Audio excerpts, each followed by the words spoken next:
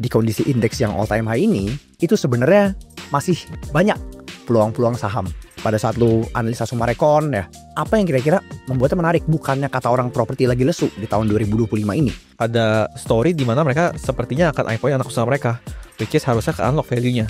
Emang kalau anak usahanya IPO ada dampak secara langsung? Apa jangan-jangan ini cuma sentimen doang? Itu ada loh saham-saham big caps yang dulu itu dihargai mahal, sekarang menjadi cukup menarik. Iya. Nah, ada lagi satu tingkis yang kita lagi membuat, itu kode sahamnya.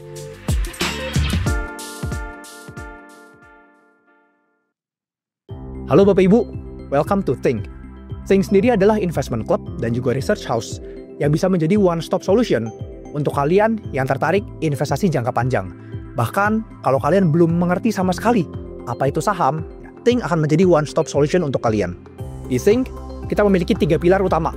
Yang pertama, kurikulum. Kalian akan dibimbing sesuai dengan modul pembelajaran kita dari nol sampai benar-benar paham di dunia investasi.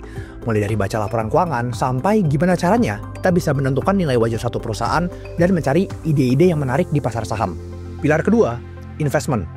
Kalian akan mendapatkan investment research untuk memperluas circle of competence kalian, di mana research ini berdurasi sekitar 4-6 jam untuk memperdalam keyakinan dan circle of competence kalian. Kalian juga akan mendapatkan monthly investment ideas, di mana ini bukan rekomendasi beli ataupun jual saham, tapi kalian akan mendapatkan ide-ide investasi yang bagi kami cukup menarik untuk dianalisa lebih lanjut dan akan kami update setiap bulannya. Nggak cuma itu, kalian juga bakal dapat akses untuk join eksklusif monthly workshop kita. Ya, mungkin kalau kalian ikut workshop di luar sana udah spend 2 juta, 3 juta, belum tentu materinya cocok. Tapi di Think, kita ada rutin workshop setiap bulannya dan kalian bisa mendapatkan akses ini secara gratis kalau kalian join menjadi membernya. Yang terakhir, kalian juga akan mendapatkan bonus KBSI atau Kamus Besar Saham Indonesia, di mana kamus ini mencakup 500 perusahaan dari 70 industri lebih yang berbeda-beda. Pilar ketiga, dan yang terpenting, kalian akan mendapatkan akses untuk join ke Think Exclusive Club, di mana setiap hari kita ada daily discussions mengenai update saham, info-info yang sedang menarik, beserta panduan daripada senior analis Think untuk membantu proses perjalanan investasi kalian. Yuk, gabung ke Think sekarang dan mulai perjalanan investasimu bersama kami. Let's think dan earn together. Halo teman-teman, welcome to Chatting. Di video kali ini sama Arnold, kita ingin bahas soal indeks kita yang udah all time high ya. Di level 8 ribuan, dan saya yakin teman-teman pasti bertanya, apakah masih ada peluang sebenarnya dari kacamata value investor. Nah, kita di sini di Think ya, kita mewakili kacamata value investor, ya kita ngelihat di balik suatu saham kan ada bisnis yang berjalan. Nah, kita malah merasa di kondisi indeks yang all time high ini, itu sebenarnya masih banyak peluang-peluang saham. Ya, nah kebetulan ya seperti yang lu bilang, beberapa hari belakangan ini kita banyak cari ide dan kebetulan di indeks kita yang cukup tinggi ini udah menyentuh all time high, tapi kita tetap ketemu ide yang di mata kita cukup menarik untuk kita pelajari gitu. Jadi sebenarnya ya di kondisi sekarang ini meskipun indeksnya udah all time high, tapi tetap aja masih ada ide yang menarik buat kita. Nah, teman-teman nonton videonya sampai habis. Kalau mau tahu ya sebagai value investor yang masih beginner atau baru mulai nyemplung di pasar modal, kira-kira gimana cara kita bisa mencari ataupun mendapatkan peluang di kondisi indeks yang udah all time high ini. Betul. Nah, kita ingin cerita sedikit mungkin di Thinkdex ya. Jadi teman-teman yang belum tahu Thinkdex itu merupakan beberapa referensi ide investasi ya khusus untuk membership kita, di mana kita rasa kalau ada saham yang sekilas kelihatan lumayan menarik dan worth untuk dianalisa lebih dalam, itu kita kasih hint ya, kurang lebih konteksnya seperti apa, kenapa membuat menarik, dan teman-teman ya sebagai member bisa analisa lebih lanjut. Nah, itu kita di tahun ini aja, kita udah take out ada berapa Thinkdex ya? 4 kok. Jadi ada 4 emiten. Yang pertama ada SMRA, ada INKP, Tebla, sama Astra, ASI. Teman-teman keep in mind, emiten yang kita take out dari Thinkdex ini bukan artinya udah nggak menarik, tapi simply karena harga saham yang biasanya udah naik, dan kita rasa ya kayaknya ada calon-calon potensi emiten baru nih yang kita mau masukin. Jadi supaya nggak terlalu banyak, ya kita rotasi Thinkdex-nya. Nah, lu sendiri kan, lu kan buat Sumarekon. Waktu itu pas lu buat Sumarekon, Thinkdex-nya itu di harga berapa masih, Not? Di bawah 400 kok. 400 ya. Nah, mungkin teman-teman penasaran, kenapa Sumarekon menarik? Kok bisa sih masuk Thinkdex? Mungkin boleh ceritain sedikit nggak, Not? Kerangka berpikir lu pada saat lu analisa Sumarekon ya. Apa yang kira-kira membuatnya menarik? Bukannya kata orang properti lagi lesu di tahun 2025 ini. Oke, nah jadi untuk kasih konteks ya di Sumarekon, sebenarnya justru di tahun 2024, bahkan di tahun 2025, itu sebenarnya mereka tuh kinerja cukup bagus. Gitu, kalau kita lihat labanya tuh cukup tinggi sekali ya di tahun 2024, bahkan sentuh all time high gitu. Nah, di Sumarekon yang sebenarnya menarik adalah mereka itu sepertinya ada rencana untuk IPO-in anak usaha mereka yang bergerak di investment property, which is yang punya mall. Kayak Mall Kelapa Gading, Mall Sumarekon Serpong gitu-gitu. Jadi ya Sumarekon ini ya, SMRA, oke itu kita consider ya untuk masukin. Kenapa ya? Karena basically ada story di mana mereka sepertinya akan IPO anak usaha mereka, which is harusnya ke unlock value-nya. Kalau misalkan mereka beneran jadi IPO gitu ya, anak usahanya. Nah jadi dari segi Sumarekon intinya seperti itu. Nah kalau boleh lanjut lagi, mereka ada SMRA, ada Tebla yang kedua ya, Tunas Baru Lampung, ini perusahaan sawit. Nah ini kenapa menarik? Karena kita udah cover lama juga dan kita cukup ikutin dari tahun ke tahun ya. Dan story-nya itu adalah mereka dari dulu kan bangun pabrik biodiesel. Dan di tahun 2025 ini itu pabriknya udah beroperasi ya. Dan udah cukup maksimal gitu loh. Jadi ya harusnya di 2025 ini kinerja mereka cukup kedorong dari pabrik baru mereka yang biodiesel. Kapasitasnya bisa nambah gitu ya. Iya. Oke. Gue mewakili teman-teman yang nonton pasti banyak yang nanya nih, Not. Emang kalau misalnya anak usahanya itu IPO, apa dampaknya kepada Sumarekon? Kita bahas satu-satu ya, coba Sumarekon dulu ya. Apa dampaknya kepada Sumarekon? Memang 2024 kinerjanya bagus. Emang kalau anak usahanya IPO ada dampak secara langsung? Apa jangan-jangan ini cuma sentimen doang? Karena kan banyak, Not, di luar sana bilang, oh ini IPO, aksi korporasi, nanti sahamnya katakanlah bakal naik. Tapi kenapa kita di Think ya, kita melihat kalau memang ini beneran terjadi, ya kenapa bisa dalam tanda kutip cukup menarik buat Sumarekon. Oke, kalau IPO itu kan sebenarnya intinya kita si perusahaan Sumarekon, SMRA itu kan menjual sebagian kecil sahamnya kepada publik. Artinya mereka lepas sahamnya gitu ya. Nah, logikanya adalah kalau misalkan perusahaan itu melepas sahamnya, harusnya apakah mereka akan dijual di harga yang murah? Rasanya less likely ya kok ya. Nah, pasti kan mereka jualnya di valuasi yang cukup premium gitu ya.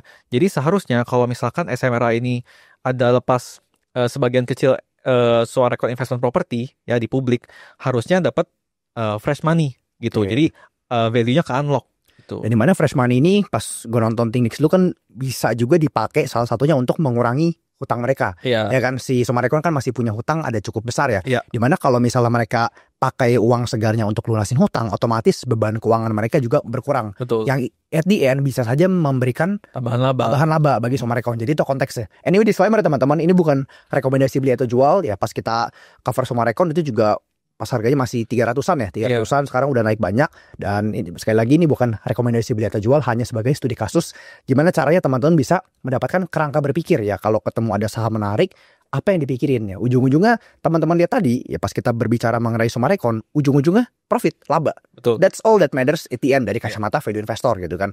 Terkait Tunas Baru Lampung pun sama ya, tadi Arnold udah bilang ada ekspansi segala macam. Simpelnya Tunas Baru Lampung itu bisnisnya kan ada dua, ada sawit, ada gula. Ya di mana kalau dua-duanya kinerjanya lagi bagus, mungkin labanya Tunas Baru Lampung bisa mencetak all time high. Ya, di mana tahun sebelumnya gulanya itu bagus, Not. Tapi sawitnya belum maksimal. Betul. Nah sekarang sawitnya udah mulai maksimal. Tapi gulanya malah yang belum maksimal. Nah, apakah tahun depan akan dua-duanya maksimal? Balik lagi, we don't know for sure. Ya cuman kalau kita ngelihat minimal sawitnya udah progres. Ya tinggal masalah gulanya aja. Karena kan memang gula ini kan konteksnya lebih luas lagi ya. Ada faktor impor, ya, pemerintahan segala macam. Tapi memang sekali lagi ya kita rasa perkembangan ini cukup menarik untuk di follow. Nah, terus emiten ketiga, Not, yang udah di take out, Indah Kiat. Itu kan lu bahas juga kan di bootcamp lu yang buat materinya. Kira-kira what's happening in Indah Kiat dan kenapa, Not, akhirnya kita decide untuk take out Indah Kiat dari Think Desk kita. Oke, Indah Kiat ini sebenarnya menarik. Kenapa? Karena waktu itu ya, itu kan mereka ada pembangunan pabrik baru juga ya. Story-nya sama seperti Tunas Baru Lampung. Nah, seberapa besar? Jadi kan INKP ini ya, Indah Kiat itu punya dua segmen bisnis ya, ada yang pulp and paper sama yang industrial paper gitu ya. Nah, yang industrial paper ini nambah kapasitas sangat besar sekali kok. Kalau nggak salah nambah hampir 3 kali lipat gitu loh, 170% kalau nggak salah. Jadi ini besar sekali nambahnya, dan ya maka dari itu menurut kita ini ideas yang menarik untuk teman-teman pelajari ya. Dan untuk kasih konteks juga ya, sebenarnya pabrik ini belum jadi gitu. Tapi kalau kita nggak usah pertimbangin bisnis dari ekspansinya, tapi kita pertimbangin bisnis as is-nya, ya itu sebenarnya di kala harga pulp-nya lagi rendah, mereka masih bisa profit lumayan gitu. Jadi sebenarnya Indah Kiat ini kita kesampingkan ekspansinya masih quite okay. Gimana kalau ekspansinya jalan ya? Ya betul. Labanya makin nambah, otomatis valuasinya bisa menjadi makin murah di kondisi sekarang. Betul. Ya kan? Nah, cuman itu teman-teman jadi PR sedikit ya untuk beberapa perusahaan yang kita mention itu juga harus cek terkait capital allocation-nya. Betul. Gimana apa itu capital allocation? Simpelnya teman-teman coba lihat track record keuangan mereka selama 8 sampai 10 tahun terakhir, ada nggak perputaran uang yang mungkin teman-teman kurang suka? Ya karena di Think sendiri juga kita sering bahas, at the end dalam investment ini kita bisa aja bilang, oh saham ini menarik, saham B menarik, saham C menarik. Tapi apakah semua orang setuju? Kan kenyataan belum tentu. Ada faktor preference yang lebih menyukai capital allocation, misalnya bisnis yang clean. Ada yang kayak ya udah deh nggak terlalu clean nggak apa-apa selama dikasih margin of 50 yang sangat besar. Nah emiten yang tadi kita bahas itu pun beda-beda. Yeah. Anggap kita ambil contoh Astra. Astra capital allocation cukup bagus. Ya kan? Dividen juga besar. Ya, tapi memang dari sisi pertumbuhan bisnis rasanya least likely dia bisa bertumbuh banyak. Setuju. Itu juga bisa menjadi potensi ide. Ya teman-teman kalau mau mencari saham seperti Astra Internasional itu gimana ya? Teman-teman bisa lihat sekilas saja. Meskipun di kondisi indeks masih 8.000 ya, teman-teman bisa cek nomor 1, cari yang dividen itu besar. Betul. Ya, karena kenapa? Perusahaan yang biasanya membagikan dividen besar itu ciri-ciri ya mereka memiliki capital allocation yang bagus. Ya karena kenapa? Karena mereka menjalankan operation bisnis, uangnya mereka dapatkan, tapi mereka nggak tahu mau kemanain karena udah nggak bisa direinvestasikan lagi. Bisnisnya itu cenderung biasanya udah lebih slow growth. Alhasil apa? Karena mereka memiliki capital allocation yang bagus, ya udah deh mereka bagikan kepada pemegang saham. Nah, gue ada analogi note-nya kemarin di workshop gue sering cerita ya. Gimana cara kita bisa menilai manajemen yang bagus dalam mengalokasikan capital lah? Simpelnya, kalau mereka bisa reinvestasikan, silakan. Ya, mereka reinvestasikan labanya. Ya. Kalau udah direinvestasikan, kita percayakan manajemen untuk direinvestasikan. Tolong disimpan dengan baik-baik. Jangan diimper. Jangan sampai reinvestasinya malah gagal, amit-amit. Betul. Ya. Ketika reinvestasinya udah berjalan, udah berhasil, ya, dan mencapai titik di mana udah mentok, udah nggak bisa reinvestasi, tolonglah dibagikan kepada pemegang saham dalam bentuk dividen. Nah, itu tips buat teman-teman yang mau lihat gimana perusahaan bisa memiliki capital allocation bagus. Lihat jangka panjangnya. Kalau mereka masih bisa ekspansi, mereka lakukan nggak? Dan kalau memang mereka lakukan, berjalan dengan baik nggak? Dan kalau amit-amit perusahaan udah tidak bisa bertumbuh, ya contohnya kita ambil contoh misalnya Astra International. Bukan artinya nggak bisa bertumbuh ya, bisa. Cuman kan udah nggak signifikan dibandingkan dengan laba yang mereka dapatkan setiap tahunnya. Mereka bagikan kepada pemegang saham nggak dalam bentuk dividen. Dalam kasus Astra International, yes, mereka bagikan dalam bentuk dividen. Nah itu sedikit tips, makanya teman-teman kalau mau cari saham-saham yang berpotensi murah di level IHSG 8.000 ini, cari coba screening aja yang dividen yieldnya itu mungkin di atas deposito, di atas 6%, ya 5%, 7%. Itu ada loh saham-saham big caps yang dulu itu dihargai mahal, sekarang ya, menjadi cukup menarik. Nah, ada lagi satu tingkis yang kita lagi membuat, itu kode sahamnya. Nah, tadi sensor nih, ini juga sekilas cukup menarik not. Volumenya nggak bisa turun, volumenya naik terus. Harga jual juga nggak bisa turun, naik terus, tinggal masalah waktu. Dividen yield sekarang udah kisaran berapa not ya? Sebenarnya dividen nggak gede. Paling cuma 4%. 4-5% ya? Iya, tapi kalau kita lihat harga sahamnya dari tahun lalu ya itu turun mungkin 30% lebih. Nah, kalau udah mau tahu emiten apa coba komen. Kita belum bisa bahas di sini, pasti kita kasih tahu buat member dulu. Betul. Itu pertama ya, teman-teman bisa screening lakuin dividen. Kedua, kalau misalnya untuk perusahaan-perusahaan yang katakanlah capital allocation-nya lebih jarang membagikan dividen seperti Indakiat. Itu gimana teman-teman bisa mendapatkan ide tersebut? Ya simple lah, coba screening aja, cari yang price to book rendah. Ya, tapi ingat ya teman-teman harus cek lagi, bukan artinya price to book rendah langsung di-HK, nanti bilang value trap kalau salah not. Enggak, ya konteksnya teman-teman bisa cari yang price to book rendah untuk menyortir ide-ide dulu. Dari situ baru dikembangin, ya kayak Arnold bilang. Ada nggak perusahaan-perusahaan yang price to book rendah tapi memiliki pertumbuhan ataupun potensi pertumbuhan kinerja ke depannya? Seperti yang Arnold bilang tadi, Indakiat, Tunas Baru Lampung, benang merahnya apa? Mereka sedang melakukan ekspansi. Ya, otomatis apa? Kondisi sekarang aja udah nggak terlalu mahal, generally speaking price to book di bawah 1, dan lagi melakukan ekspansi.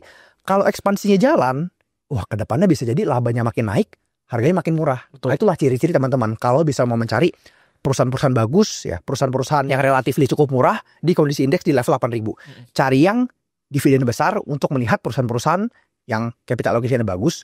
Atau kedua, cari yang price to book rendah. Tapi ingat, nggak cuma stop sampai price to booknya rendah, tapi cari tahu ke depan ada potensi pertumbuhan atau enggak.